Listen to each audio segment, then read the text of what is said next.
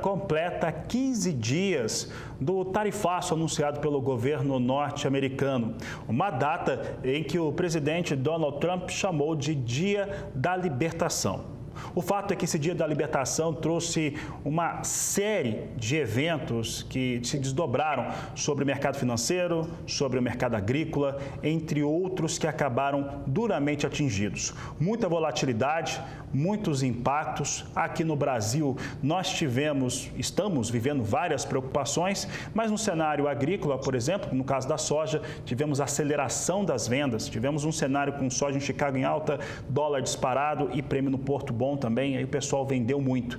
Mas o fato é que há preocupações, por exemplo, para aquisição de insumos para a nova safra. Com o dólar nas alturas como está, você tem um custo mais alto. Mas para saber uma avaliação desses primeiros 15 dias desse tarifaço, que já tarifou, baixou e se transformou numa guerra entre China e Estados Unidos, nós vamos conversar ao vivo agora com Roberto Troster, ele que é economista e participa conosco do Agricultura BR aqui no canal do Boi. Troster, qual é a sua avaliação depois de 15 dias do anúncio do tarifaço, com os impactos no Brasil e no mundo do ponto de vista econômico? Boa tarde. Boa tarde, Fabiano. Bom, a avaliação é que foi ruim para os Estados Unidos, resumindo. Então, vamos no resto do mundo. Em primeiro lugar, a China. O que deixou evidente o tarifaço e as ações posteriores é que a China é uma economia crescendo, diversificada, 150 países em 190 tem mais comércio com a China do que com os Estados Unidos. Então, mostrou uma China mais forte e poderosa que deu indicações claras de que não vai recuar. Os Estados Unidos já recuou em algumas coisas, possivelmente vai ter que recuar em outras. E o dólar se desvalorizou. O dólar, com relação ao euro e a outras moedas, caiu 9%. A segurança dos títulos americanos, as taxas de longo prazo subiram. Então, para os Estados Unidos, o dia da liberação não foi tão liberação assim. Para o Brasil, não foi ruim. Primeiro, você mencionou sobre o aumento da demanda de soja, preços da soja. Algo parecido. À medida que os Estados Unidos importam isso, e o resto do mundo quer importar menos os Estados Unidos, vai importar mais o Brasil. Então, para o agro brasileiro, eu diria que foi uma liberação positiva. Algo parecido com o que aconteceu quando teve a guerra na Ucrânia. O que aconteceu? Os preços das commodities dispararam, o preço da energia disparou e o Brasil saiu ganhando muito, teve recordes de balança comercial. Então, para o setor agrícola não é ruim não, nem um pouco, pelo contrário.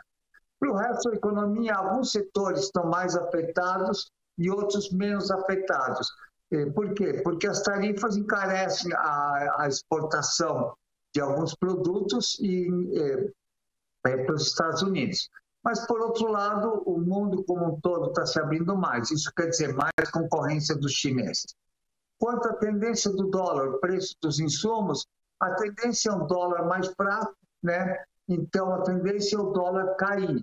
Então, eu diria que o preço dos insumos também não vai ser um grande problema. Resumindo, eu acho que o Donald Trump deu um tiro no pé dele. Esse tiro no pé que o Donald Trump deu sobre o pé dos Estados Unidos, do povo norte-americano também, porque pode ter lá um processo de recessão. Nós tivemos até nesta quarta-feira, o presidente do Banco Central dos Estados Unidos falando a respeito desse risco e também de como que ele estava enxergando ali o processo das taxas de juros nos Estados Unidos. Mas pensando aqui no Brasil sobre esses reflexos, Troster, há preocupações, por exemplo, com invasão de produtos chineses aqui no Brasil, de toda a ordem, de toda a ordem de produtos manufaturados, chegando até carro elétrico em maior quantidade. Você acredita que este cenário ele pode se desenhar ou devemos mesmo ver os Estados Unidos propondo um acordo antes, já que a China não parece disposta a fazer essa concessão? primeiro, a invasão de produtos chineses vai acontecer no mundo inteiro. Quer dizer, de alguma maneira, tem que canalizar as exportações dos Estados Unidos para outros lugares. Não vão conseguir canalizar tudo. Segundo, os Estados Unidos é só responsável por 15% das exportações à China. Então, não é um impacto tão grande na China. Quer dizer, os Estados Unidos só está perdendo mais nessa guerra do que a China.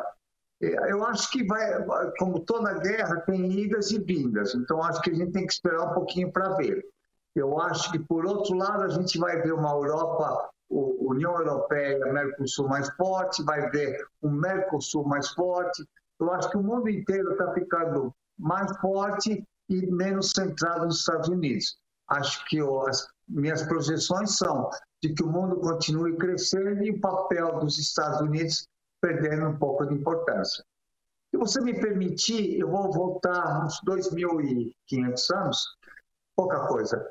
E tem um historiador grego chamado Tucídides, e ele escreveu sobre as guerras do Peloponeso, especificamente a guerra de Esparta, uma potência ascendente, contra Atenas, que era a potência dominante. E o que aconteceu? Acabou em guerra, e aí é chamada armadilha de Tucídides ao longo da história. Quando você tem uma potência ascendente, como é a China, e uma potência dominante como os Estados Unidos, acaba em guerra. A nossa sorte é que está sendo uma guerra comercial. Então, nós podemos assistir de camarote essa guerra.